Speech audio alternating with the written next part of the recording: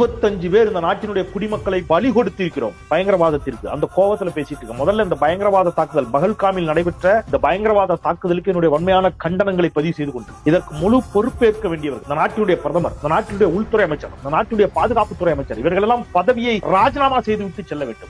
இவர்கள் பலவீனமானவர்கள். பயங்கரவாதிகளுக்கும் பாரதிய ஜனதா கட்சி நிர்வாகிகளுக்கும் என்னவெல்லாம் தொடர்பு இருந்தது, யாரெல்லாம் கைது செய்யப்பட்டார்கள் என்பதெல்லாம் விரிவாக இந்த வீடியோவில் முழுமையான ஆதாரங்களோடு பேச போறேன். கொதிச்சு போய் இருக்கிறாங்க. Lashkar terrorist caught was Jammu BJP's minority Morcha IT cell chief. யாருங்க? Active member of BJP.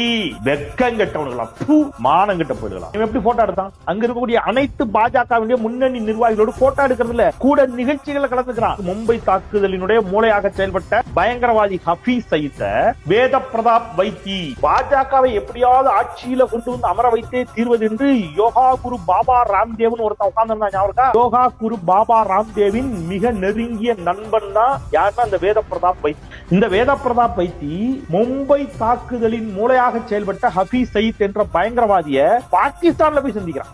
எப்படி? காங்கிரஸ் இதற்கு எதிராக கடும் போராட்டங்களை செய்கிறது. பாஜக வந்த பதில் என்ன தெரியுமா? அவர் ஒரு பத்திரிகையாளர் என்ற முறையில சந்திச்சாருங்க. அதுக்காக எல்லாம் நாங்க ஒண்ணும் பண்ண முடியாதுன்னு. வெக்கங்கட்டவர்களா.